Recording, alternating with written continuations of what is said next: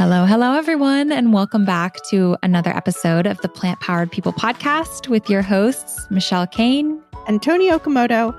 Today, we are bringing on Nik Sheasby, who shares his story about wellness in general, how he was going down a really dark path, drinking a lot, becoming really ill because of his addiction to alcohol, and how changing his whole lifestyle out of necessity to really, truly reclaim his life just transformed him as a person. And it's a really fascinating interview. I do want to give a bit of a trigger warning that we do talk about addiction, alcoholism, suicidal thoughts, and it is a bit heavy. So if this feels too heavy for you right now, we totally understand. You can skip this one or come back when you're feeling more emotionally stable to listen. Yeah, I think this is a really powerful episode, though. And if you are feeling inspired to listen, it's interesting because there's so many parallels between unhealthy drinking habits and unhealthy eating habits. And as you'll hear in this episode, for Nik, it was really came down to everything's going great and fine and feels like no problem at all, to a really do or die in terms of making changes situation. And that's so often how changes get made on the food front too. Illness and disease and things often creep up without us even noticing any warning signs until sometimes it's too late. Heart disease can snatch someone's life without any warning and take away family members and friends and all of that. And we don't think about how our relatively innocent seeming food choices can have that dire consequence. And the same goes for alcohol, which is something we haven't talked about before on the podcast, but I think this will hopefully be relevant to some, or maybe not hopefully, but may be relevant to some and potentially help just possibly even save some lives too. So this was an episode, the first one where I didn't jump in.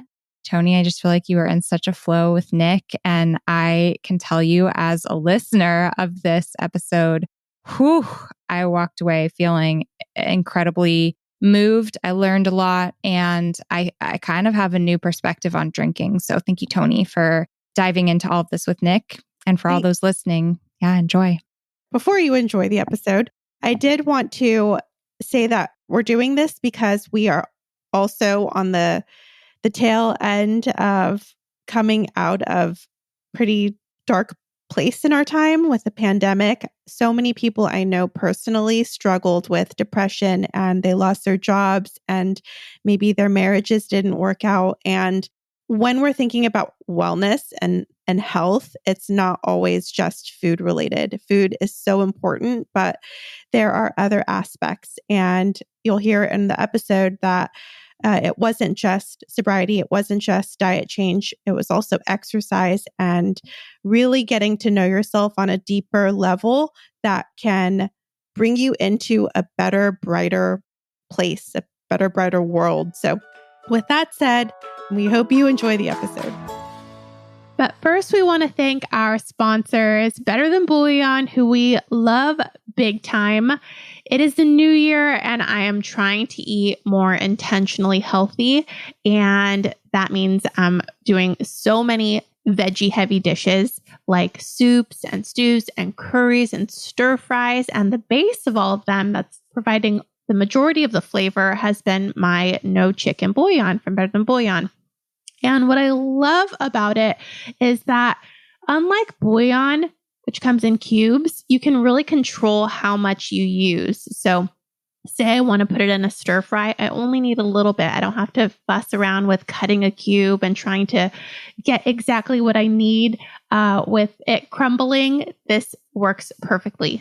Yeah, Better Than Bouillon is like a condensed soup stock base. And so you can spoon out as much as you want. If you want 1 cup of broth, you just do a cup of water with a teaspoon of bouillon, but it's cool to be able to use as much as you want. I am on a personal mission to clean out my fridge and freezer. I want to start this new year. I want to step into the rest of the year with a clean slate. And after the holidays and the beginning of the year and everything, I've just accumulated a lot in my fridge and freezer. And so Better Than Bouillon has been like a huge assist in that. Between that and, just cooking in my Instant Pot, I just love cooking up delicious meals that also, like Tony said, are super healthy and packing in the nutrients. You can find Better Than Bouillon in the soup section of most grocery stores. And they're also online at betterthanbouillon.com. Bouillon is spelled Bouillon. I know that's confusing for people. And there they have so much more than just about the products. You can find recipes and tips, and you'll have to let us know how it goes. Thank you so much, Better Than Bouillon. And then we are also excited to thank our next sponsor, which is Pedal. I love Pedal. Tony and I are absolute sparkling water addicts. And Pedal is a fun, sort of fancier version of sparkling water. It is flavored with really cool, like flower essences. They have flavors like peach marigold and lychee rose. They have an original rose flavor, elderberry, white tea flower, just really cool, unique flavors. And then they're also very, very lightly sweetened with some agave, which is pretty cool. Yes, you can also dress them up with actual flowers. So if you're having a cocktail party or something like that and you want an elegant drink, you can dress it up.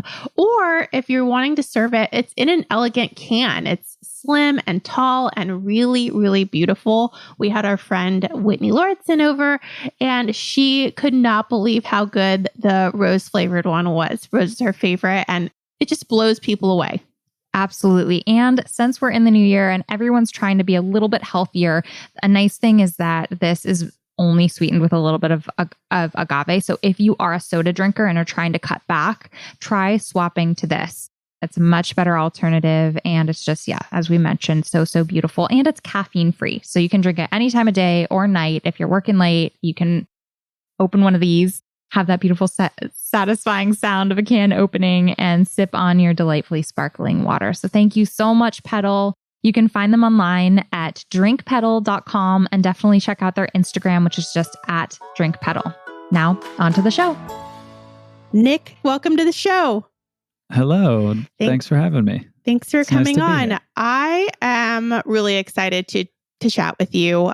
I don't think I've talked about this on the podcast, but I have never consumed alcohol in my life. I am actually very opposed to alcohol, and I just feel very strongly that it's not for me, and not because I'm religious or anything like that.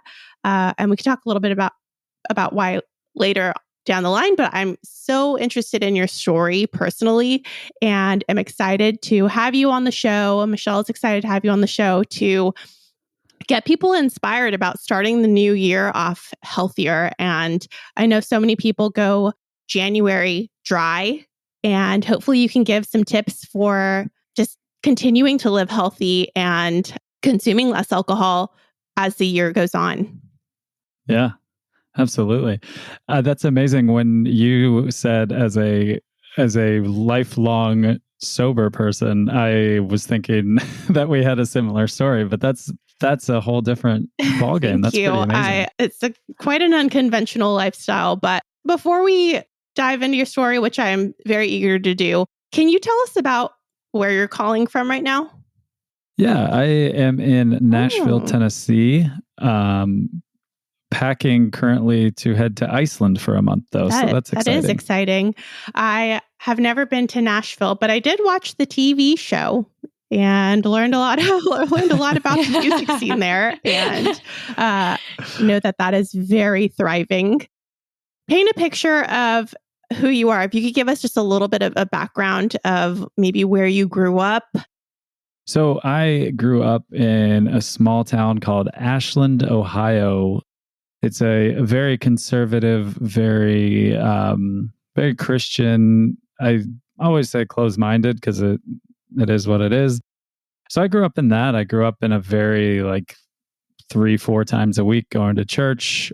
A lot of rules. I was one of the kids who actually had curfews when curfews became a thing, and I was always trying to rebel against that. And yeah, it was a safe upbringing. There wasn't much diversity, but there wasn't much crime. So I was kind of in a little bubble when I was growing up. And then I think when I started to kind of branch out and realize that what I was seeing just wasn't making much sense, as I was seeing I was seeing my parents and people that were going to the church that were saying one thing and doing the other thing. And it just didn't make sense to me. I didn't understand why that was the case. And then I started exploring on my own, just kind of my own thought process and just growing up and trying to figure out why that was the case. And I really found music, and it was like I found a Christian punk rock band by the name of MXPX, and I had never heard that kind of music before. And it was fast and it was aggressive, and they were standing up against certain things, and it just kind of started to make sense. And I started to like get into that more, and it just kind of opened my mind, because then I found through a college radio station, I found like a punk rock hour on Friday nights at 1 a.m. that I would wake up and I'd hit double tap on the record on old tape players, and I'd listen to it. And then that's when I really started to kind of like open my mind to the rest of the world. It was like the first time that I'd heard people standing up for what they believed in, and standing up against things. And yeah, it just really resonated with me. And that was a big part of who I was. But also at the same time, I was a part of like the Jackass generation, where I thought I would be on the show Jackass. And funny enough, I was always the one who, it's good foreshadowing for later in my story, is I was always the one who, I was always the sober one, and my friends were the drunk ones telling me not to do certain crazy stunts or whatever. So I never wanted to drink, because I thought I was I thought I was too crazy to drink. I was thinking if they were drunk, I didn't need to be where they were at. So I was always like the crazy one without drinking. So that was kind of where I grew up. I just found joy in chaos, and then the music kind of gave me that chaos, and then the stunts gave me that chaos, and it just kind of opened my mind past where I was. Nik, your story is so extremely relatable to me. I too grew up in a very conservative home, and I really loved my upbringing. I have great parents. My grandparents helped raise me. My dad was in the Navy and was active duty full time. So I lived with my grandparents and just had this very conventional, more conservative upbringing.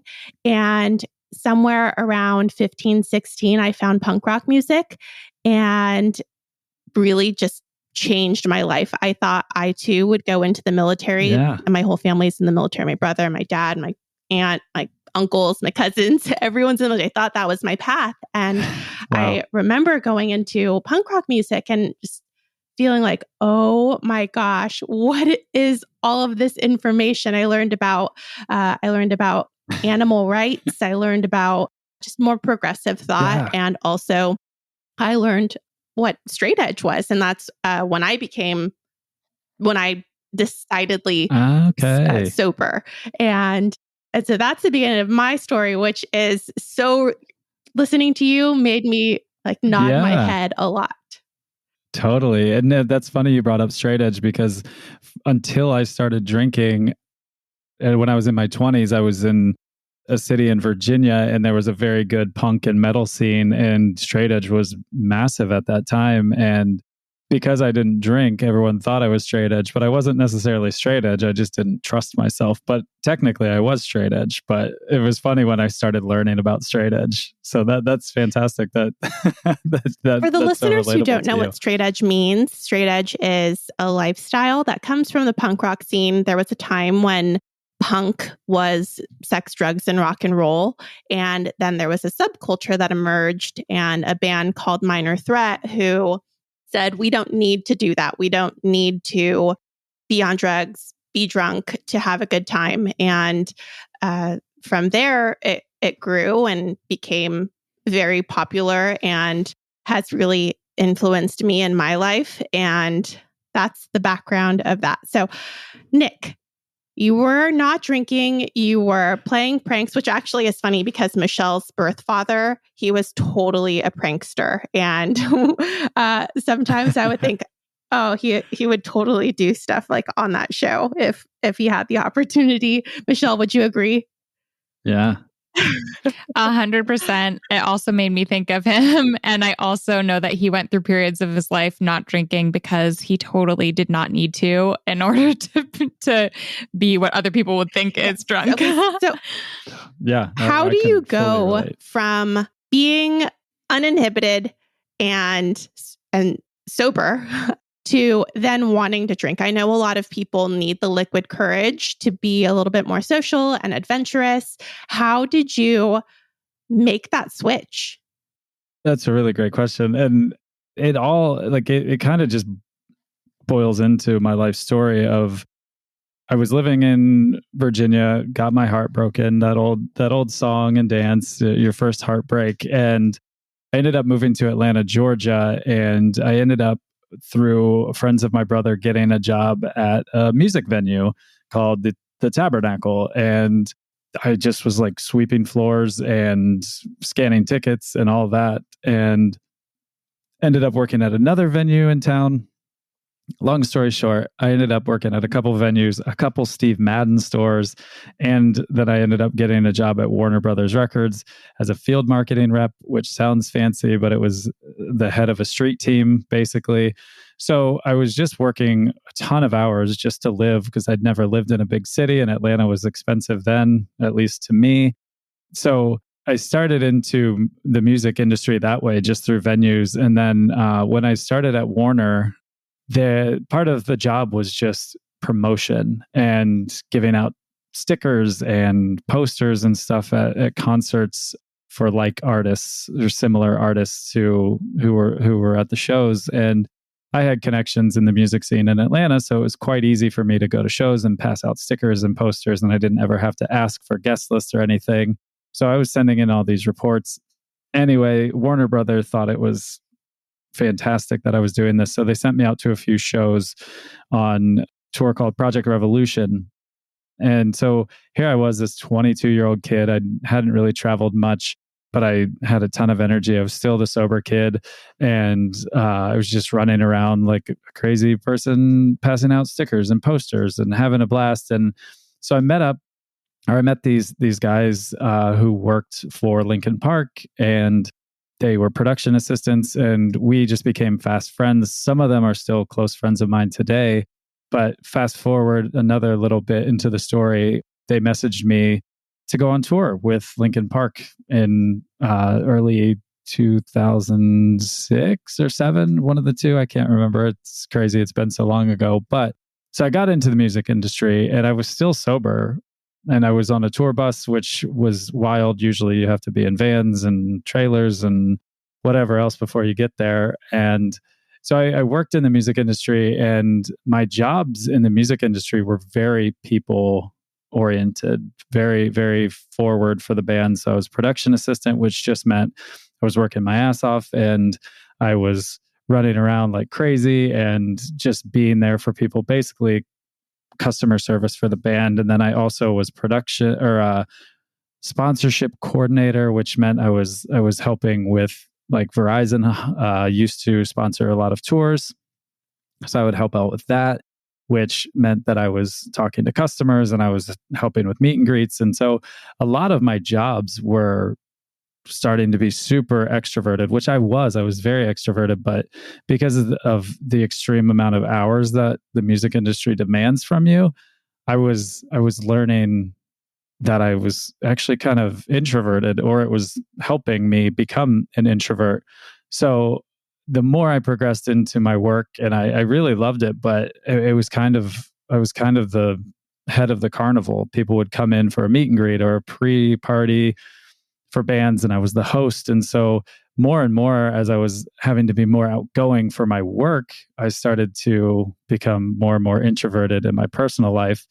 And I was okay. I was dealing with it, not with drinking at this point. I just kind of went along my way, because one thing I learned growing up was how not to talk about true feelings or what you're going through. Just kind of push it under the rug and keep going. I was very good at that because it's what I knew. It's kind of the way the world works in that small little town still, even with my parents to this day. It's a hard battle to share your feelings. So I was very good at just not caring or acting like I didn't care. And with touring, it's very good escapism. So I could just leave and I'd be in a new city and I didn't have to worry about as much. So it just kind of built into this circle of being an extrovert for work and then introvert. And then I got hired with a band and I ended up working or going on tour with this band who was in a van and trailer, which is, again, the opposite of the way it usually works. And so I got in with these guys and they were super nice, but we were just like driving around the country, eight dudes in a 15-passenger van. And one night we were in Houston, Texas, and they were at this came up. They were like, dude, why don't you drink? And it wasn't like they were pressuring me or anything. They just asked. And I told them the story of like being part of the jackass generation and thinking I was too crazy to drink and that I wouldn't have control over myself. And they were like, well, we're going to this bar right across the street called Dirt Bar. And our friend Sean Sharma owns it. And you don't have to pay for drinks and we'll be there for you. So if anything goes wrong, we'll take care of you. And they were like, so do you have any reason not to? And at that point, I had run out of reasons to not drink. So I decided that night that I would try it out and see what I thought. Because my friends were there and I was 26 years old and wasn't drinking. And I just thought, what the hell? Let's go for it. So this is where, I still remember taking that first drink. And then as it progressed and I started feeling my face, like feel that tingly feeling when you're getting tipsy. And then I remember feeling drunk for the first time and I just loved it. I absolutely loved it. And so that's where, as we progress forward in my story, that's where I can still remember that feeling. I can remember where I was standing in the bar when I started to feel that. So that was the story of how I started drinking. It was just like a whatever. Okay, I'll try it. And then the first sip, I knew I was hooked. Whoa. I don't even know. Well, obviously I don't know what that's like, but from there, what? So you take your first sip, you have your first experience being tipsy and then drunk, and you love it. But then what? Do you start drinking every night? Is it a slow change in your life that's gradual and more becomes an issue, or how did it go for you? So yeah, it just became something that I really enjoyed.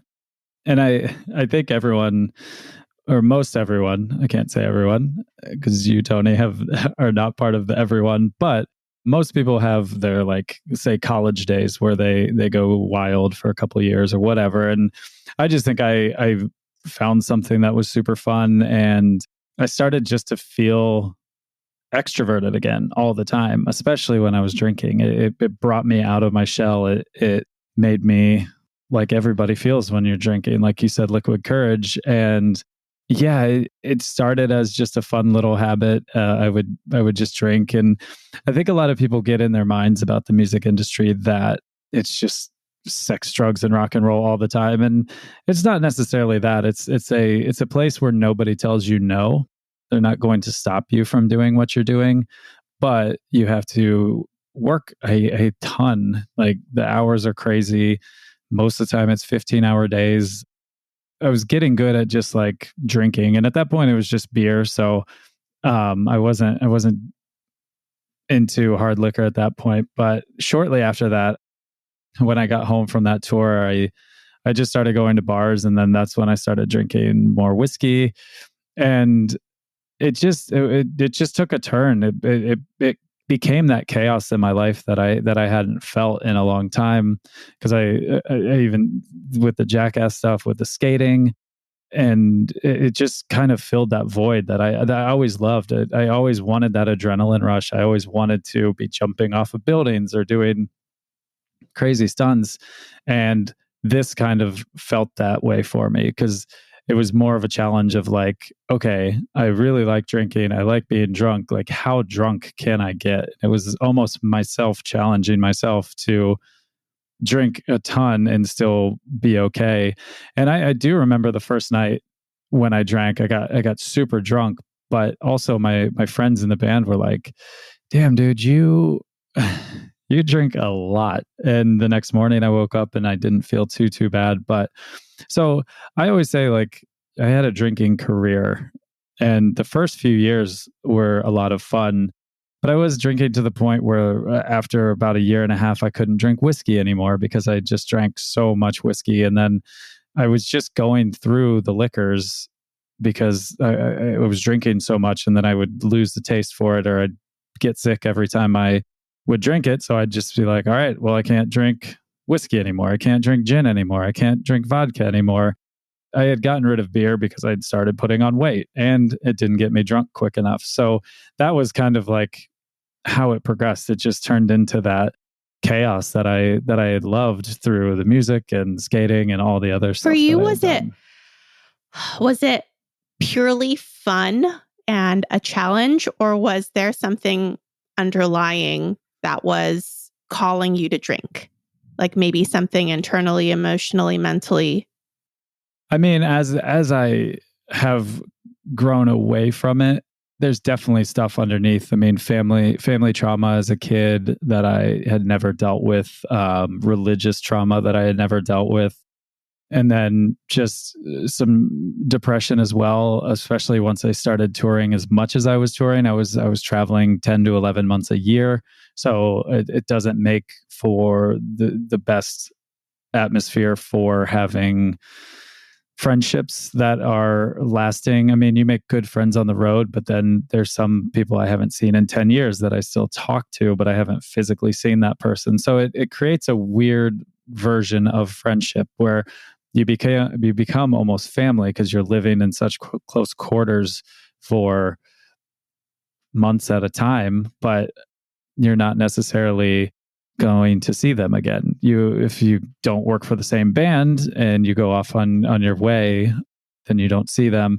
So yeah, there definitely was a lot of underlying tones building that, again, because of the place that I grew up in and the lack of depth to the way I was told that we could deal with these things or that I could talk to people about it.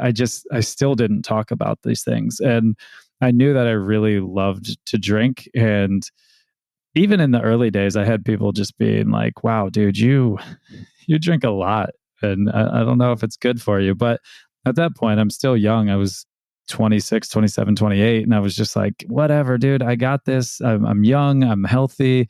Nothing bad has ever happened.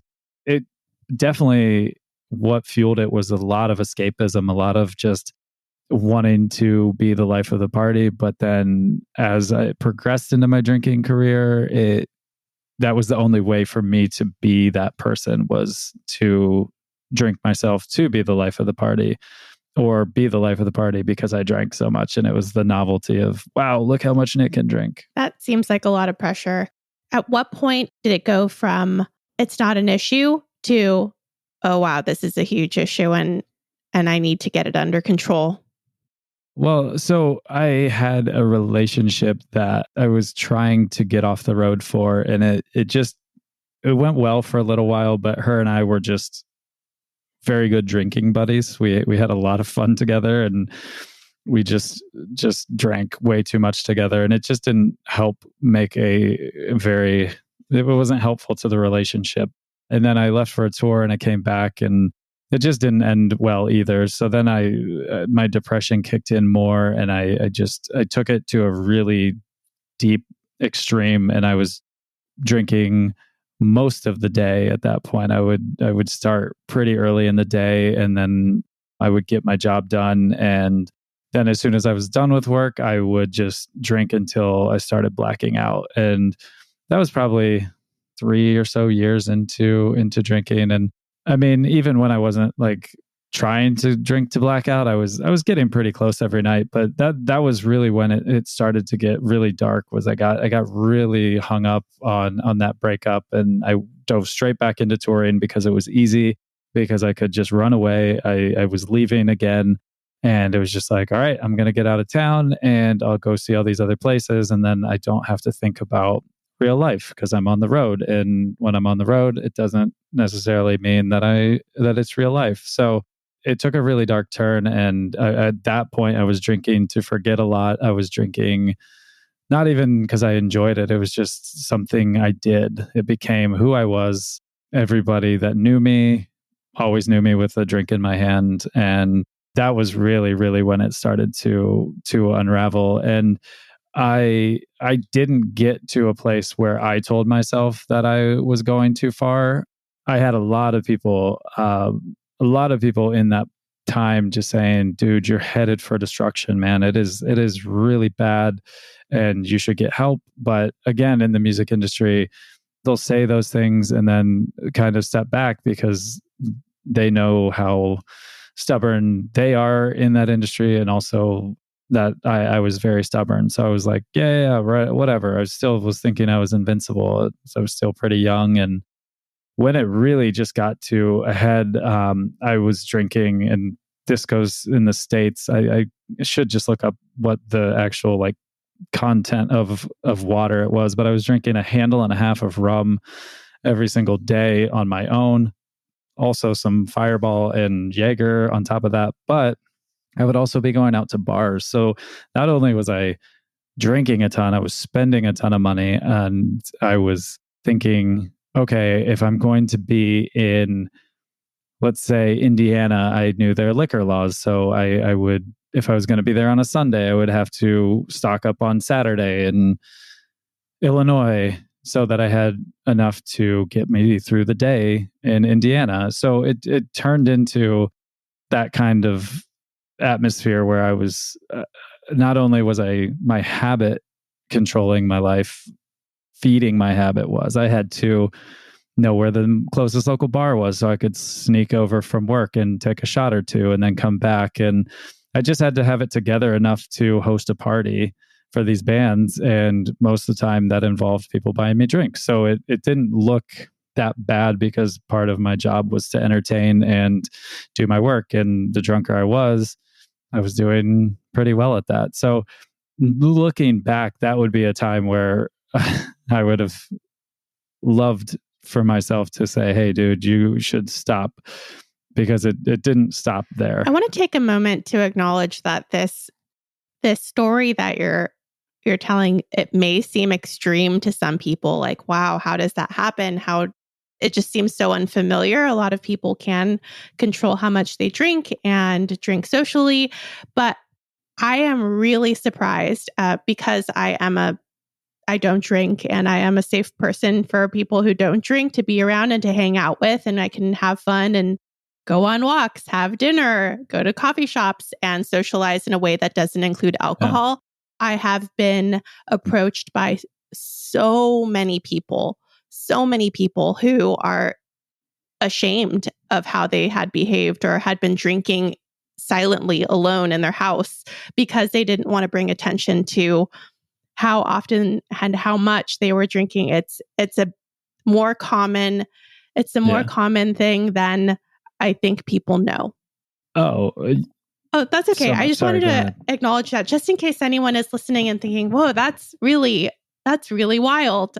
It's actually more common than one might expect. Totally is. I mean, I've been thinking about this recently, and I mean, especially during COVID, is I with my habit, I just wouldn't have made it through. And I know people I speak with, and even just my friends who we chat with on Zoom, it's they talk about what they're drinking or when they started drinking. And I mean, even the basic happy hour, right? You finish your work day, and where do you go? You go to the bar for happy hour, quote unquote, the happy hour.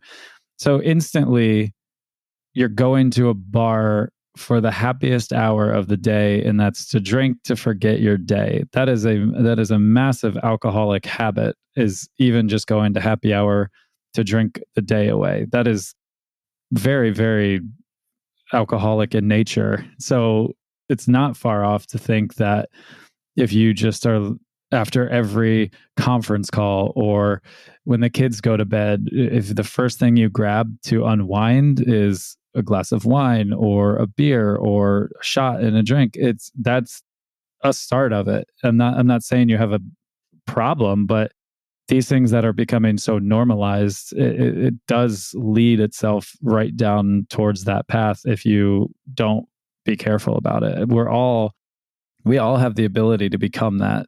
I never thought I'd be an alcoholic. I for 26 years of my life, I didn't even touch alcohol. And then instantly I was into it without me even knowing or paying attention to it.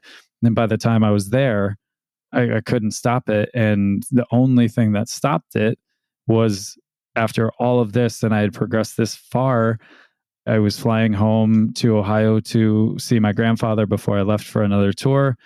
And I made my dad cry. I made my mom cry. I made my couple of my friends' kids just downright scared of me because of the way I looked. I was fully jaundiced. I was completely yellow in my eyes. I looked like I'd been dipped in Golden's mustard, which is just a very yellow mustard, if you don't know what that is.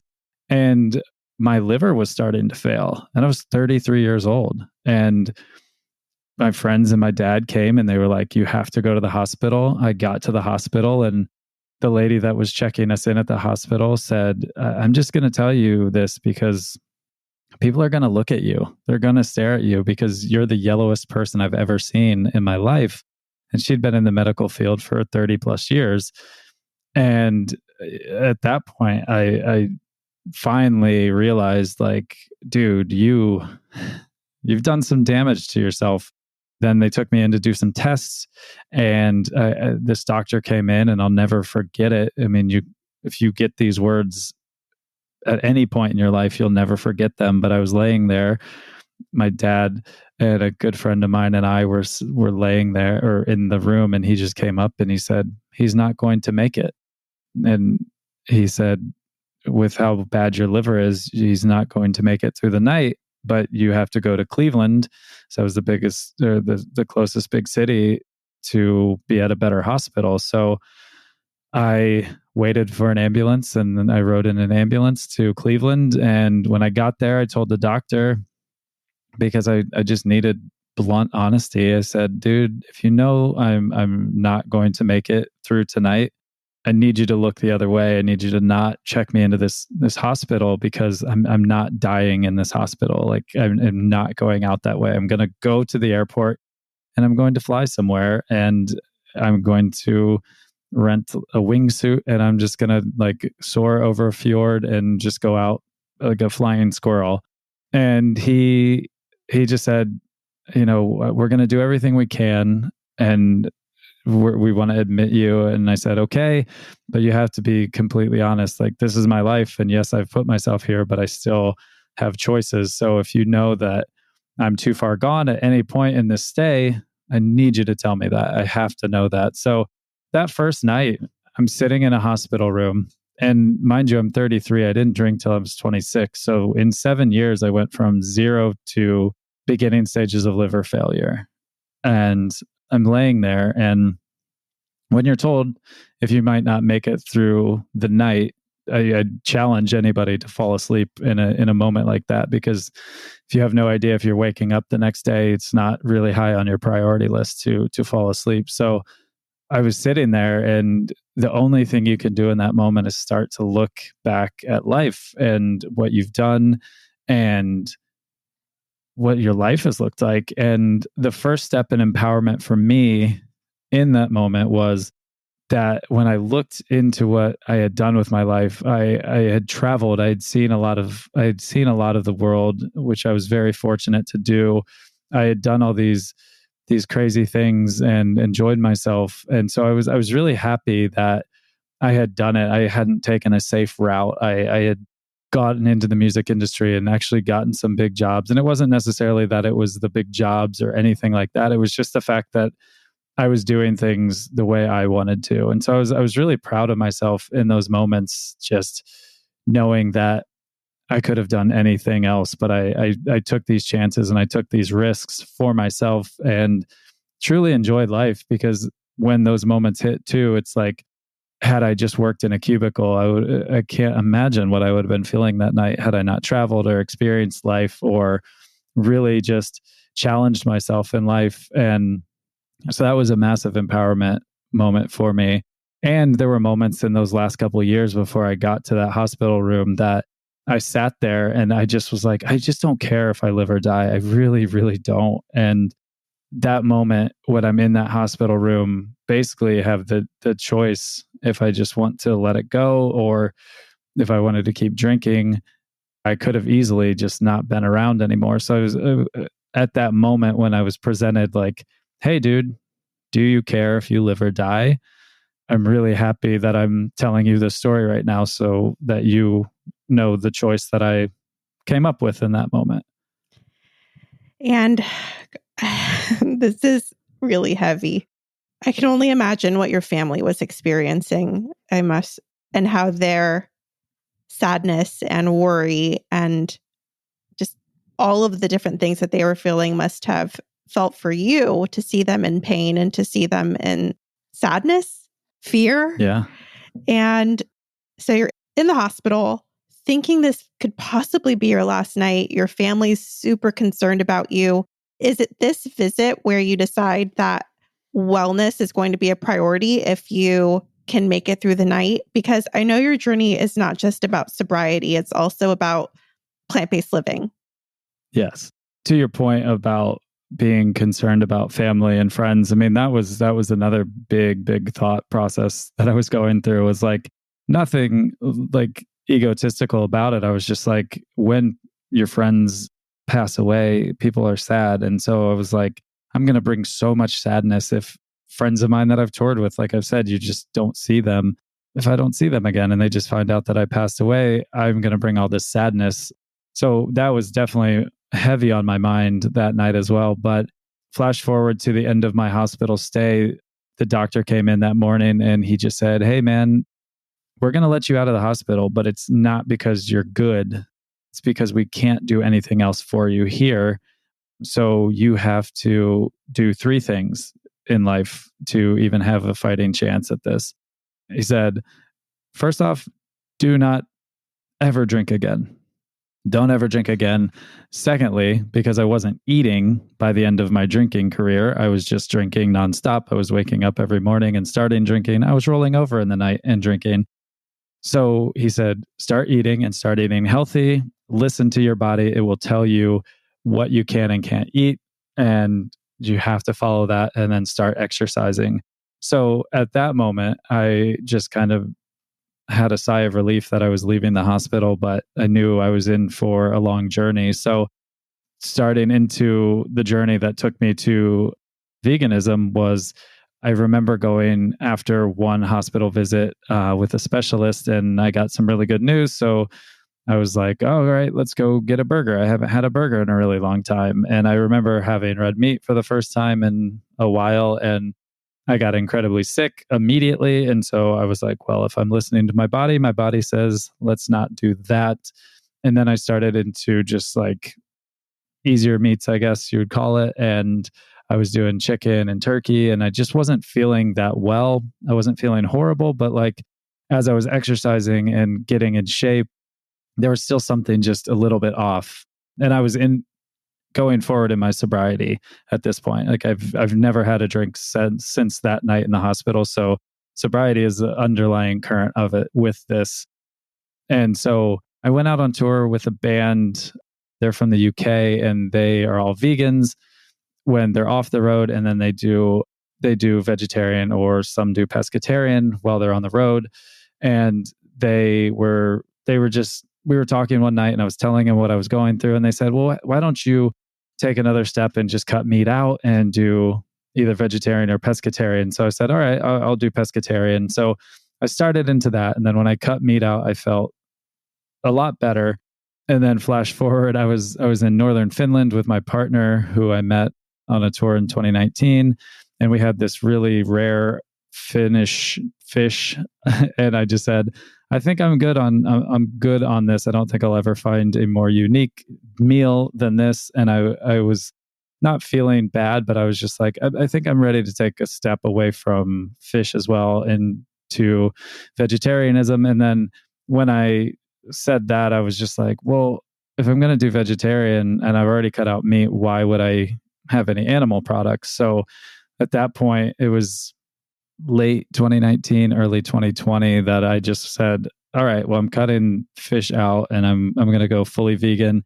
And immediately when I started into veganism and I was still exercising and still sober, it just clicked. My body just like was firing on all cylinders. And it was really amazing to feel your body when you're sobering up, when you're actually taking care of your body in that regard, how much better it feels and how every new day of sobriety just feels incredible and is amazing for your body. But also, as I took steps away from meat, I felt myself recovering from workouts quicker. And as you age, obviously, that doesn't happen all the time. So the fact that I was just like feeling so good and I was feeling these advances in myself getting in shape, it made so much sense. And then obviously when I started looking into just the treatment of animals and the way these slaughterhouses are, it was like, I couldn't even imagine how I could have ever eaten meat. But truly it was just coupled with sobriety, it made it so much better. And then when I learned why that works that way is because when you're eating vegan, your body isn't processing nearly as much. So I needed to not process a lot through my liver because it was very damaged. So it just made so much sense that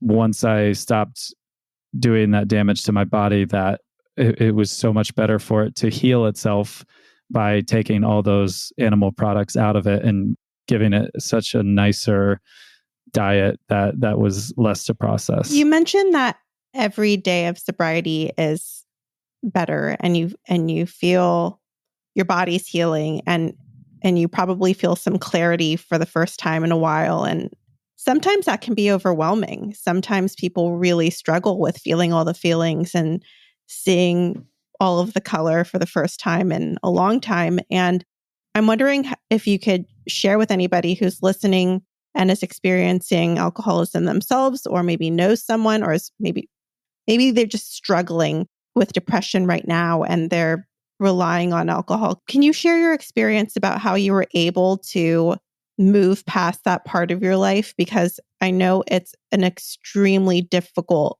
process to be a different person than you've been for the past 7 years and to go back and do the same things that you were doing, but now sober.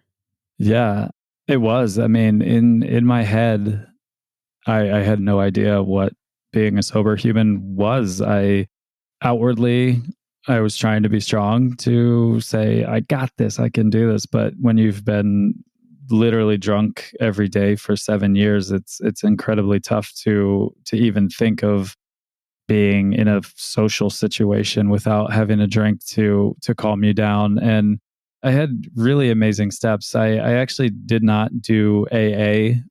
I actually just attended my first AA meeting yesterday with a friend of mine just to check it out. And it was really beautiful. And I can see the value of having a community of people to talk to about it that have been through it and don't see you as a crazy person. But for me, my journey started with a friend of mine named Tiffany, who had never drank in her life. She still hasn't. And so what she knew is that I needed to get healthy. So she gave me a membership to the YMCA in my hometown and just challenged me that way to get me in shape and just really let me talk to her. And she was the first person that saw me as a human again on the flip side of drinking. So that was a really beautiful moment, just to be seen again as somebody who was a human that just needed to get himself out of a bad situation. And then I found a one-on-one alcohol counselor, and she was just such a gift. She was a like blue-haired, green-haired, hippie, wonderful woman in my hometown that just understood me, and she'd been sober for 30 some years. So that was the first time I'd ever even gone to a counselor, gone to any kind of anything of that sort where I talked about old feelings and stuff. And for me, that just felt so important to have somebody who had been through it and had no other agenda than to help me, who didn't know me before, had literally no idea who I was, and frankly just didn't care about that part of me, just was helping for the future for me. And throughout that time, I was walking a ton. I would, if I ever felt as if I needed a drink, I would just get out and walk. I would listen to a lot of music. Music has always been really, really therapeutic, really healing for me. So I would go on 6 or 7 walks a day, and that was even with my cycling classes and swimming. I would just constantly walk. Funny enough, I found a website, and this is for when I was traveling, called Atlas Obscura, where I would just, it tells you all these random sites around the world, and so I would walk to these sites, and it was just finding the beauty in literally every inch of life, like finding the joy in waking up feeling sober, and finding the joy in the places that I'd been to 20 times, but I'd only been to this bar. And there was one really, really pivotal moment that happened when I went out on tour. I went out on tour 3 months sober, which is, I mean, just pretty bananas. I don't think many people would suggest it. I don't even know if I would, but it goes into the extreme part of my life of like, I just need to know, and I needed to know right then if I could do this, because if I couldn't, then I needed to do something different and figure out what that looked like. But I met up with this band, and it was a heavy partying metal band. It would have been a perfect scenario for me 3 months prior to that when I was still drinking. But I remember it was the first time I walked back into a bar, and I met this dude named Alex, who's still a dear friend of mine to this day. And he asked me what I was drinking, and I just told him a soda water. And he was the first person that was just like, that's cool. And he said, well, do you not drink? And I was like, no, I drink, and I drink massively. So that's where I'm at. I cannot ever drink again. I don't ever say I don't drink, because I do.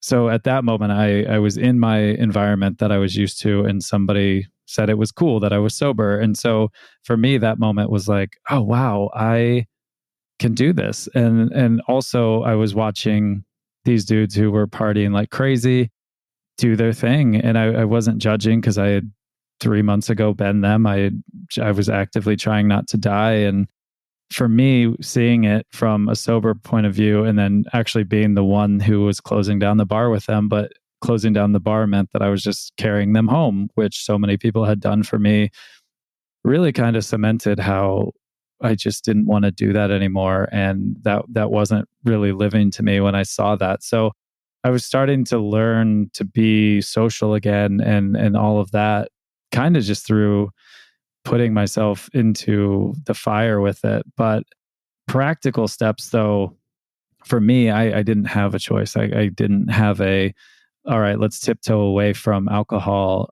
I had to full stop, or I was literally going to die. So I think practically, like if you're struggling in, especially this time, like I said, I can't even imagine living through what everyone's living through in the world right now with an alcohol problem. I just know I wouldn't have survived it. So what I've been thinking is, and I've spoken to friends of mine who've confided in me, and if you're drinking at noon every single day, start drinking at 5 every day. Give yourself a challenge in life of, okay, I drink at noon and this is a problem. It's not realistic if you're drinking like that to say, I'm just going to stop cold turkey. I mean, more power to you if you can do it, but it's probably not going to happen. So if you're drinking at noon, challenge yourself to drink at 5. If you drink 5 drinks an hour, maybe try 3 and then wait 2 hours. Give yourself realistic challenges, realistic goals. If you can, take a full day off a week and step back, and in that day, how you're feeling when you're sober for a full day, and then the next morning you wake up and then you actively choose to drink again. Feel how you feel in that day. And then if you get to a day, then give yourself another challenge of like, go a day and a half, go till 5 the next day. Just give yourself tangible challenges that you can be proud of yourself in too. And I think that will empower people. That will help you to admit to people as well. If they're like, why aren't you drinking? Then you can at least have a conversation, even if it's an inner dialogue, to say like, I need a full day just to stop and figure this out for myself. So that's my practical application of it. I on the real part of my story is, don't let it go till you're in the hospital fully jaundiced at 33 years old or however old you are. Don't let it get to that point. It's not fun. It's not an easy road. It's not a fun road as much as you think it's cool and fun what you're up to. It's just not fun when you get to that point. That's great advice. We have a lot of similar advice for people who want to eat plant-based, of trying it out, trying meatless Mondays, trying vegan before 6, and easing your way into it and setting yourself up for success long-term. And I also wanted to take a moment to acknowledge your friend, Alex, who didn't pressure you, didn't make you justify your decision. I feel like as a person who doesn't drink, I'm very used to it, and I don't struggle with alcoholism, so it doesn't bother me as much. But often I am asked to justify why I don't drink. And sometimes it's casual and it's like someone's just curious, and that's different. But some people are like, well, just during the football game, just at the winery, have a glass of wine, or like at dinner. Right. And you just don't know what people are struggling with. And to show some compassion and just say, cool, good for you. That's awesome. It's such a nice thing to do. And doesn't everybody want to try to be nicer? Absolutely. And I'll give you one really amazing anecdote, which even led me to starting a podcast that I host now. On that same tour that I met Alex, and I wish I could give him a massive hug right now. I get teary-eyed when I think about what he empowered inside of me. So I thank you for taking that moment to acknowledge that, and for that you doing that for other people. It's really, truly amazing. But on that tour where I was actively just hoping not to die every day and working my way towards feeling better and getting healthier, there was this other guy that I had toured with a few years prior to that, and we were just heavy drinkers together. We had so much fun. I love him to death, but we just were bad news for each other. He was on that tour working with the headlining band, so I didn't see him a ton, but he saw me, and we kind of worked in the same environment. But I didn't talk to him a ton, and I wasn't even sharing my story much at that point, because I was still in the like, who am I? What am I doing? And can I do this? So I was still really learning who I was. But flash forward to like a year or so into my sobriety, I finally decided to share my story, and I wrote up this piece, and I just put it out there. And it wasn't really for the accolades, which you should always give accolades to your friends if they've made it 2 hours, if they've never been 2 hours sober, if it's a day, if it's a year, months. Like, yes, give that credit where it's due. But I finally wrote it because I knew my story had power in it, and I wanted to reach out to people who, like myself, didn't listen to people saying, don't do this or you're headed for disaster. I wanted to say like, hey man, this is real. I thought I was invincible. I thought I was all good. And so I wrote this up, and very shortly after, this guy, Sean, who he read it, and he sent me a message, and paraphrasing, but he just said, hey man, like, I just want you to know that as I'm reading this, I had to write you to tell you my story. And he said, because I saw you on that tour, and I saw that you were sober, I said to myself, man, if Nik can get sober, I can get sober. And so the next tour that Sean went out on, he challenged himself to do it for the first time sober. And so he had done that first tour sober. And when he was writing me, he was just about to pass his 1 year sobriety. So he's a few months behind me in sobriety, but he's passed his 2 year. I think he's closing in on 2.5 years. But you never know how much your story means to somebody, or how much your life is meaning to somebody. Even when it was one of the hardest times of my life, just trying to survive out there and figure out if I could do it. In myself, I was inspiring another human to take that step to get sober before he got to disaster, because he was probably headed that way too. So it's really amazing what you can do even in the first months when you don't even know what you're doing. There you are a can lot of inspire parallels, people. it seems, with the plant-based living and with sobriety. I know that Michelle and I both talk about how modeling with kindness, modeling the lifestyle that you're living with kindness and compassion for other people who may not be living the same lifestyle has so much power to inspire others. And on that tour, despite being someone who's now sober, you were kind to the people who were drunk. You were not judging them for their behavior, and were able to make a big impact just by being yourself, just by modeling sobriety and compassion. And that is fantastic. Before we get going, I want to ask if you can leave some words of inspiration for anyone who's listening and who's having a dry January. Maybe it's been a challenge for them and we're finishing up the month, but maybe they can continue on into February and then maybe March. Yeah, I would love to do that.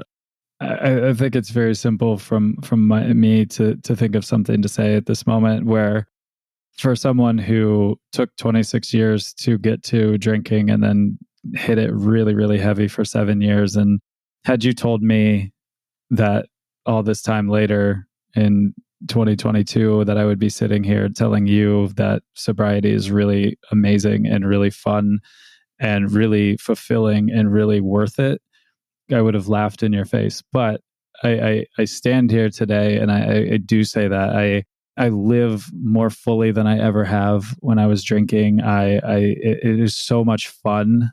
Had you told me I would have more fun now than I did when I was drinking, I would have laughed again at you. But it's really rewarding to give yourself those challenges to get there. And especially if you're doing 1 month right now, give it 2 months. Let your body heal. Let yourself feel that and give yourself that gift of being yourself and challenging yourself when you're going out. And maybe you haven't felt like yourself in a very long time without drinking. And I fully understand that. I had 7 years of that. And now I feel more myself than ever. I can go to bars and I can be around it. And I laugh and I have such a good time with everybody. And it's so much better because I know who I truly am. And I just challenge you all, if you're struggling or if you know somebody that is, just get in there and let them know that they're enough without it, and that you see them and that you hear them and that you love them.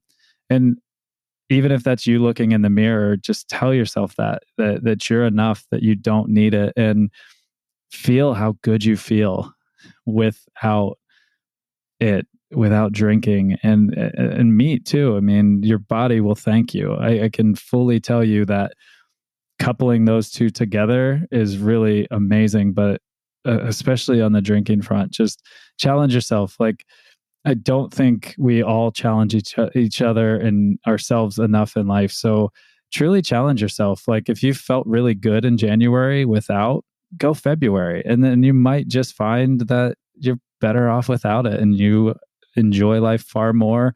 You won't have to wake up and be like, what did I do last night?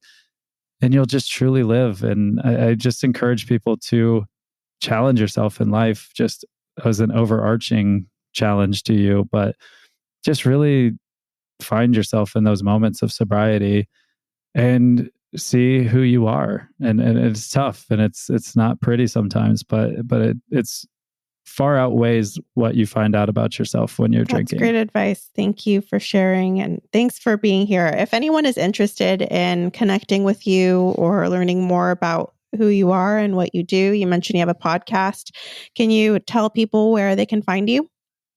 Yeah. Instagram, my handle is Tater Chips. That's exactly how it sounds. TATER Chips.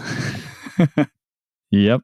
And podcast, if you just want to hear some really beautiful stories from beautiful humans all around the world, I have a podcast where I just try and help break down the stigmas of the world and let you listen to a conversation with somebody you might not have spoken to or just have no idea what their version of life looks like. It's called the Beautifully Human Podcast, and I have a ton of them out, and there'll be a bunch more coming. So yeah, that's where you can find me. If you're struggling with drinking, please reach out. I would love to just chat and pick your brain and support you and tell you how awesome you are. Thank you so much for coming on to the Plant Powered People podcast. We loved having you, and I enjoyed hearing your story, and I appreciate how honest you were.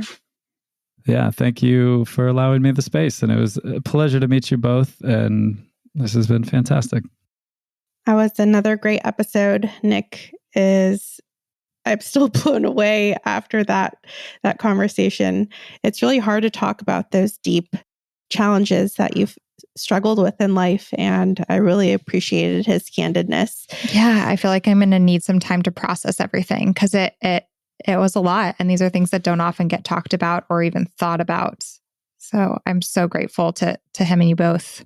If anyone who's listening feels called to reach out to Nik and wants some extra support or just felt connected to him and his story, we are going to link all of his contact information in the show notes. We also asked him to share resources that helped him in his journey. So we'll link those as well. One more big giant thank you to our sponsors of this episode, Petal Amazing Sparkling Waters. You can find them at drinkpetal.com. And of course, Better Than Bouillon. We love them so much. And you can find them in your grocery store in the soup aisle or at betterthanbouillon.com. Thank you so much for listening. If you'd like to leave a review of the show, it would mean the world to us. And it's a great way to support the podcast. So you can leave a review at Apple Podcasts if you feel so inspired. And if you would like to support us on Patreon, we are at patreon.com/plantpoweredpeople. And we really, really, really, really appreciate everyone who is currently a supporter. And it means the world to us. Thank you so much. Sending you all lots of love. Have a happy end of your January. And we will talk to you in the next episode. Bye. Bye.